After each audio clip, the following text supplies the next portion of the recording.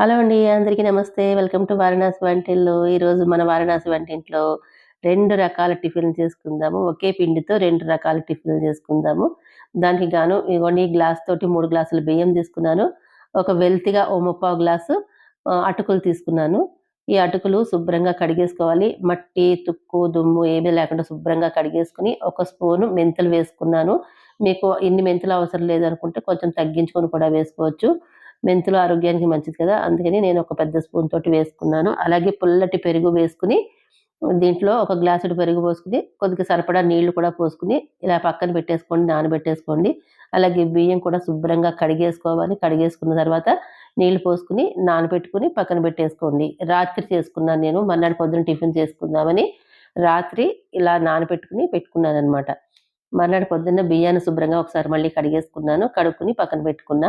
ఇదిగోండి అటుకులైతే శుభ్రంగా నానిపోయినియి. బాగా చక్కగా మెంతులు కూడా చాలా బాగా నానిందనమాట.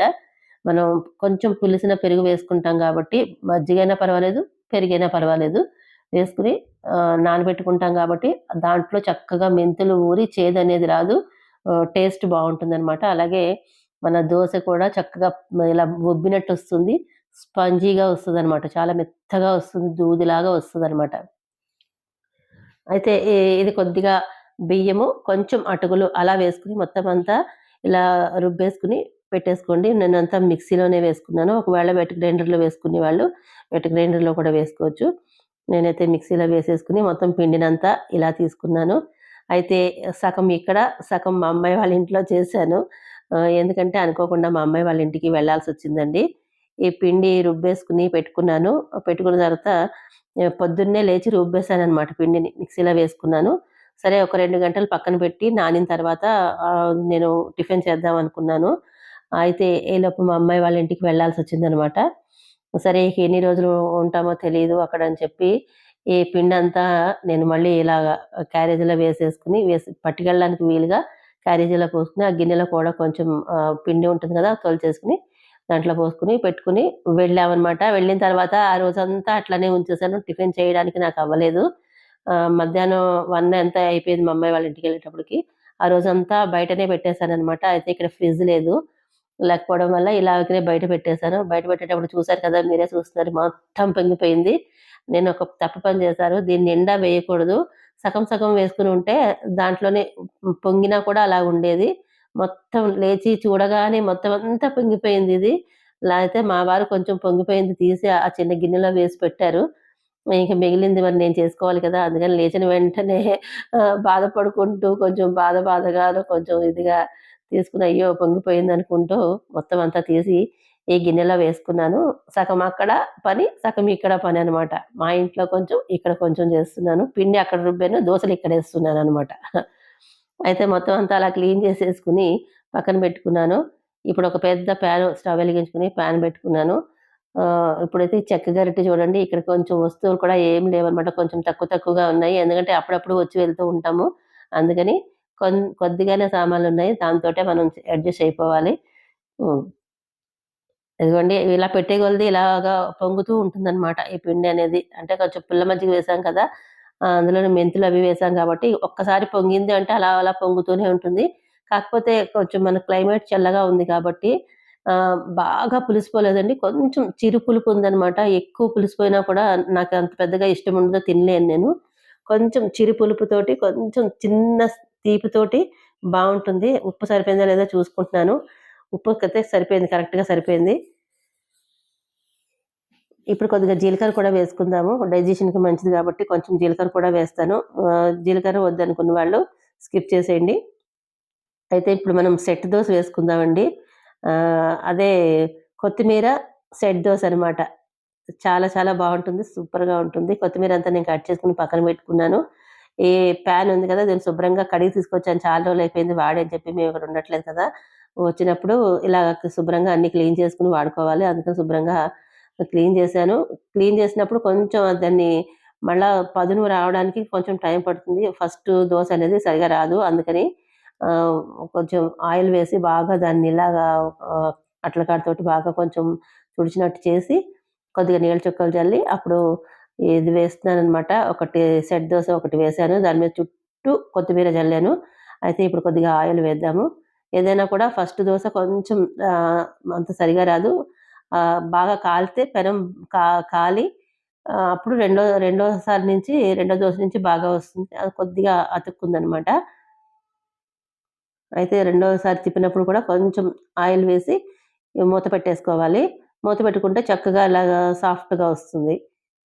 ఈ మాటి మాటికి ఆగిపోతుందండి. పెనం పెద్దదయిపోయింది. స్టవ్ ఊరికే ఆగిపోతుంది. దాన్ని చూసుకుంటున్నాననమాట. అయితే ఈ పిండి కొద్దిగా గట్టిగా ఉంది. కొంచెం పలుచగా చేసుకుంటే ఇంకా బాగా సాఫ్ట్‌గా వస్తాయి. బాగా ఆ దోసంతా ఇలా చిల్లులు చిల్లులుగా వస్తుంది. అందుకని కొంచెం నీళ్లు పోసుకున్నాను.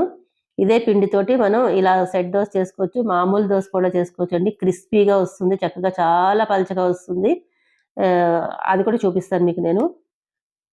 ఇదిగోండి పిండి కొంచెం వాటర్ వేసుకొని కలుపుకున్నాం కదా! కలుపుకున్న తర్వాత అక్కడ పిండిలు పడ్డాయనమాట. సో, ఒకసారి తుడిచేసుకున్నాను.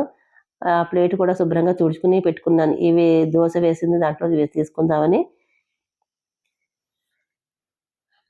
ఆయిల్ వేసినప్పుడు కొద్దిగా నీళ్లు చిలకరిస్తే అది కొంచెం సెట్ దోస వేసినప్పుడు చక్కగా వస్తుందనమాట. అస్తమానం స్టవ్ ఆరిపోతుందని చెప్పాను కదా! ఆ స్టవ్ వెలుగుతుందో లేదో చూసుకుంటున్నాను. కనిపించట్లేదు అక్కడ దానికి ఆ పెనం పెట్టేటప్పటికి. అయితే చూడండి ఈ చెక్క గరిటైతే భలే ఉందసల. ఆ గరిటెతోటి ఒక గరిటెడు వేసి ఒక్కసారి ఇలా కొద్దిగా కలుపుకోవాలి. కలుపుకొని కొంచెం కొత్తిమీర కట్ చేసుకుంది ఉంది కదా! కొత్తిమీర వేసుకోవచ్చు. మీకు కావాలంటే కారం తినేవాళ్ళు పచ్చిమిరపకాయలు ముక్కలు కూడా వేసుకోవచ్చు. క్యారెట్ తురుము, అలాగే కొంచెం కొబ్బరి కూడా వేసుకోవచ్చు. ఇప్పుడు నా దగ్గర అవేమి లేవు కాబట్టి కొత్తిమీర ఒక్కటే ఉంది. అది కూడా ఫ్రిడ్జ్ లేదు కాబట్టి పాడైపోతుందని చెప్పి కొత్తిమీర ఏదైనా ఉంది ఒకసారి కొనుక్కొనొచ్చుకుంటే అది మొత్తం అంతా ఇంకా ఒక ట్రిప్‌కే వాడేయాల్సొస్తుంది. ఒక్కసారి వంట చేసినప్పుడు వాడేయాల్సొస్తుంది. ఇప్పుడు చూడండి రెండోసారి వేసింది చక్కగా వచ్చిందనమాట. అలా మొత్తం కొద్దిగా రెండో పక్కకి తిప్పినప్పుడు కొంచెం ఆయిల్ కూడా వేసుకొని, ఒకసారి ఇలాగ మూత పెట్టేసుకుంటే కొంచెం చక్కగా ఉడుకుతుంది. మంచిగా కాలుతుందనమాట. సాఫ్ట్‌గా వస్తుంది. ఆయిల్ చుట్టూ వేస్తాం గదా! ఆ చుట్టూ ఆయిలు దానికి దోసకి అంటుకోవాలని చెప్పి అలా తిప్పుతున్నాను.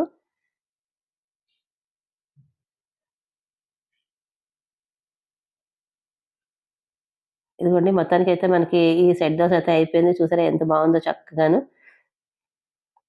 రుచి కూడా చాలా బావుంటుంది. అసలు నాకు ఇలాంటి ఈ అటుకులు, బియ్యము ఇలా పెరుగులో నానబెట్టిన దానికి చట్నీ కూడా అవసరం లేదండి. ఉత్తిదే తినేసేయొచ్చనమాట. చాలా రుచిగా ఉంటుంది. ఇవి గుంత పొంగనాల్లా కూడా వేసుకోవచ్చండి.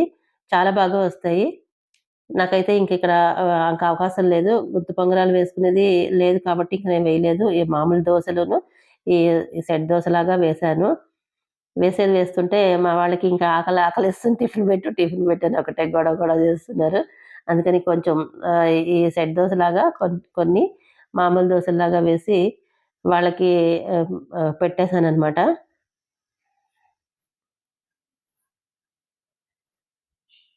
ఇదిగోండి ఈ రెండో పక్క కూడా కొద్దిగా ఆయిల్ రాసి కాస్త మూత పెట్టేసుకుంటే అయిపోతుంది. ఇప్పుడు మనం ఆ సెట్ దోస అలాగా అవుతూ ఉంటుంది. ఇప్పుడు కొంచెం మామూలు దోసకి ఒక గిన్నెలోకి తీసుకున్నాను పిండి. కొంచెం నీళ్లు కలుపుకోవాలన్నమాట. కాస్త దోసల పిండిలాగా కొద్దిగా పలచగా చేసుకోవాలి. మొత్తం అంతట్లోనూ కలిపేస్తే పిండి పలచబడిపోతుంది కదా! ఎప్పుడు కావాలంటే అప్పుడు కొద్ది కొద్దిగా తీసుకొని కలుపుకోవచ్చని నాకు సరిపడా కొంచెం నీళ్లు పోసుకొని వేరే గిన్నెలోకి తీసుకొని కొద్దిగా నీళ్లు పోసుకొని ఇలా పలచగా కలుపుకుంటున్నాను. కానీ చాలా పల్చగా వస్తాయండి. చాలా బావుంటుంది. అల్లం, పచ్చిమిరపకాయ మిక్సీలో వేసేసుకొని, దీంట్లో కలిపేసుకొని కూడా వేసుకోవచ్చు. అలా కూడా చాలా బావుంటుంది.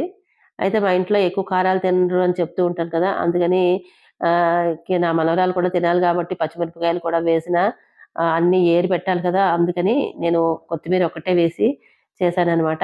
లాస్ట్‌లో నా కోసం అని విడిగా చేసుకున్నానులెండి. కొంచెం పచ్చిమిరపకాయలు ఎక్కువ వేసుకొని, ఒక దోస అయితే వేసుకున్నాను. సెట్ దోస అయిపోయింది. ఇంకా మామూలు దోసలు వేస్తున్నాననమాట. ఈ పల్చటి పిండితోటి ఇదే పిండితోటి ఎలా వస్తుందో చూడండి చక్కగా పల్చగా రేకులాగా వస్తుందనమాట. క్రిస్పీగా ఉంటుంది. ఇట్లా చేసుకోవచ్చు. 3 గ్లాసుల బియ్యానికి ఒక ఒక గ్లాసు ఫుల్‌గా కాదండి. ఓ ముప్పావు గ్లాసు అటుకులు తీసుకోవాలి. అలా తీసుకుంటే గనక ఈ ఈ దోస కూడా చక్కగా పల్చగా వస్తుంది. లెక్క ఇదే అనమాట. మెంతులు మీకు నచ్చినట్లు వేసుకోండి. కొద్దిగా ఎక్కువ వేసుకున్నా పర్వాలేదు. తక్కువ వేసుకున్నా పర్వాలేదు. నేనైతే మెంతులు కూడా వాడతాను కాబట్టి కొంచెం స్పూన్ తోటి బానే ఒక గుంట స్పూన్ చూసారు కదా! అలాంటి దాంతో వేసుకున్నాను. ఇదిగోండి చూసారా ఎంత చక్కగా వచ్చిందో. అయితే ఈ దోస వేసినప్పుడు ఒక మనం కొత్తిమీర వేసుకుంటాం కదా! కొత్తిమీర వేసుకున్నప్పుడు ఒకవైపు కాలిపోతుంది కదా! రెండో వైపు తిప్పినప్పుడు జస్ట్ ఇలా వేసి వెంటనే తీసేసేయొచ్చండి. ఎక్కువ సేపు కాలాల్సిన అవసరం లేదు. ఎక్కువ సేపు కాలితే మళ్ళా ఆ కొత్తిమీర అంతా మాడిపోతుంది. ఇప్పుడు ఇలా దోస వేసుకున్నాం కదా! వేసుకున్న తర్వాత చూడండి చుట్టూతా ఇలా మనం కొత్తిమీర వేసేసుకుంటాము. వేసుకున్న తర్వాత కొద్దిగా ఆయిల్ వేసుకుంటే కాలిపోతుంది. ఒకసారి మూత పెట్టేసుకుంటే అది మనకి తీయడానికి ఈజీగా వస్తుందనమాట. మూత పెట్టుకొని తీసేసి ఆహ్, ఒకసారి చూడండి ఇలా తీసేసుకోవాలనమాట. తీసుకున్న తర్వాత మనం రెండో వైపు కాల్చుకోవడానికి ఇలా వేసుకొని అంతే ఎక్కువ సేపు వేగాల్సిన అవసరం లేదు. ఇదిగోండి కాలింది చూపిస్తున్నాను. ఎంత పల్చగా వచ్చిందనేది చూపిస్తున్నాను. ఇంకిది కాలిపోయింది. ఇది వెంటనే ఇలాగా తీసేసుకోవడమే. అంతే. అది చూడండి ఇట్లా అంత పల్చగా వస్తుంది చక్కగా. చాలా రుచిగా ఉంటుంది. అటుకులతో వేస్తే రుచే వేరండి. చాలా వస్తుందనమాట. కొంచెం తీపిదనం వస్తుంది. అటుకులు తియ్యగా ఉంటాయి కదా! అది కొద్దిగా తియ్యగా వచ్చి ఆహ్, చాలా బావుంటుంది. కాకపోతే ఇది కొంచెం ఫ్రిడ్జ్‌లో పెట్టుకోవాలి. ఇక్కడ ఫ్రిడ్జ్ లేదు కాబట్టి బయటే పెట్టాం కాబట్టి ఇంకా ఒక రోజులోనే కంప్లీట్ చేయాల్సొచ్చింది. మర్నాడుకుంటే ఇంకా బాగా పుల్లగా అయిపోతుంది. అంత పులుపు నేనైతే తినను. మా వాళ్ళకి ఇష్టమే కానీ నేను వెయ్యను కూడా. అంత ఎక్కువ పులుపున్నది నాకు వెయ్యాలనిపించదు. అంతే. చాలా ఈజీ. ఇదిగోండి నా మనవరాలైతే వచ్చి ఏదేదో పలకరిస్తూ ఉంటుంది, మాట్లాడుతూ ఉంటుంది. నన్నైతే కొంచెం ఆట పట్టిస్తూ ఉంటుందన్నిటికిని. నేను కూడా దాంతో పాటు ఆడుతూ ఉంటాననమాట. అదిగో చూసారా కొడుతూ ఉంటుంది. ఏదో ఒకటి కవిస్తూ ఉంటుంది వచ్చి. అట్లా సరదా సరదాగా అయిపోతూ ఉంటుంది. నా మనవరాలతో పాటు నేను కూడా అలాగే కాస్తసేపు ఆడుతూ ఉంటాను. దాన్ని కొంచెం ఏదో ఒకటి అంటూ ఉంటాను. అది కూడా నన్ను ఏదో ఒకటి అంటూ ఉంటుందనమాట. అలా సరదాగా కొంచెం అలా గడిచిపోతూ ఉంటుంది. ఇదిగోండి అవి వేసిన తర్వాత ఇంకసలు కొత్తిమీర లేకుండా కూడా ప్లెయిన్‌గా కూడా వేశాననమాట. పిండి ఉంది కదా! అందుకని ప్లెయిన్‌గా కూడా ఏశాను. ఇగ మా వాళ్ళకింకా కుయ్యో మొర్రో అంటున్నారు. ఇంక టైం అయింది ఆకలేస్తుంది, ఆకలేస్తుంది అంటుంటేను, ఆగండి నేను వీడియో చేస్తున్నాను మొత్తం పెట్టేస్తే ఎలాగా అని చెప్పి వాళ్ళకి ఇంకా సర్లే ఇంక ఇచ్చేద్దాం అని చెప్పి ఇచ్చేస్తున్నాననమాట. చూసారా ఎంత పలచగా వచ్చిందో అది. ఇదిగోండి దీంట్లో వేస్తున్నాను. అయితే ఆల్రెడీ మా అమ్మాయి టమాటో పచ్చడి చేసిందనమాట. టమాటా పచ్చడి చాలా చేసింది. ఆ టమాటా పచ్చడి ఉంది కదా అని చెప్పి ఇంక నేనైతే చట్నీ ఏం చేయలేదు. టమాటా పచ్చడి, మా అమ్మాయి చేసిన టమాటా పచ్చడి, అలాగే పప్పుల పొడనమాట. ఇది ఈ పుట్నాల పప్పుతో చేసిన వేరుశనగ అదే గుల్లశనగ పప్పుతో చేసిన పొడి అనమాట. సూపర్‌గా ఉంది. ఈ 2 కాంబినేషను. ఈ ఈ సెట్ దోస, ఈ మామూలు దోసకి ఈ టమాటా పచ్చడి, పుట్నాల పొడి సూపర్ కాంబినేషన్ అండి. చాలా చాలా చాలా బావుంది. నేనైతే అవేం నంచుకోలేదు. ఊరికే తిన్నాను. నాకు ఉత్తగా తినడమే ఇష్టము. ఇదిగో ఇదైతే అయిపోయింది. ఎలా ఉంది? మీకు నచ్చిందా? మీరు కూడా ఇలా చేస్తారా? మీరెలా చేస్తారో కింద కామెంట్ రూపంలో తెలియజేయండి. ఆహ్, ఈ వీడియో గనుక మీకు నచ్చినట్లయితే లైక్ చేయండి, షేర్ చేయండి, సబ్స్క్రైబ్ చేయండి. మీ ఫ్రెండ్స్‌కి, ఫ్యామిలీ మెంబర్స్‌కి కూడా షేర్ చేయండి. ఇలాంటి మంచి మంచి హెల్తీ రెసిపీస్ అన్నీ కూడా మన వారణాసి వంటలు ఛానెల్‌లో వస్తూ ఉంటాయి. ఇగ పాత వీడియోలు కూడా చాలా ఉన్నాయండి. అవి కూడా ఒకసారి చెక్ చేయండి. సపోర్ట్ చేయండి. ఇంతవరకు సపోర్ట్ చేసిన మీ అందరికి పేరు పేరున ధన్యవాదాలు తెలియజేసుకుంటున్నాను. అలాగే అలాగే ఇక మీదట కూడా సపోర్ట్ చేస్తారని కోరుకుంటున్నాను. ఇదిగోండి వేసింది వేసినట్టుగా ఇలా ఒక్కొక్కళ్ళకి ఇచ్చేస్తున్నాననమాట. వాళ్ళైతే వేడివేడిగా తినేస్తారు కదా అని చెప్పి ఇచ్చేస్తున్నాను. ఇక నాది కూడా వేయడం అయితే అయిపోయింది. ఇక చట్నీలు అడుగుతున్నారు. అందుకని అక్కడ పెట్టేసుకోమని చెప్పాను. వేసేసుకుంటారని చెప్పి వాళ్ళు. హ్మ్. ఇంతేనండి. ఈ ఈ వీడియో ఇక్కడితోటి నేను ఎండ్ చేసేస్తున్నాను. మీకు గనక నచ్చినట్లయితే ఒక లైక్ ఇవ్వండి. ఓకేనా? మరొక మంచి రెసిపీ తోటి, హెల్తీ రెసిపీ తోటి మళ్ళీ మీ ముందుకొచ్చేస్తాను. ఈ దోసలు ఎలా ఉన్నాయని మీ అభిప్రాయాన్ని కామెంట్ రూపంలో తెలియచేయండి. ఓకేనా?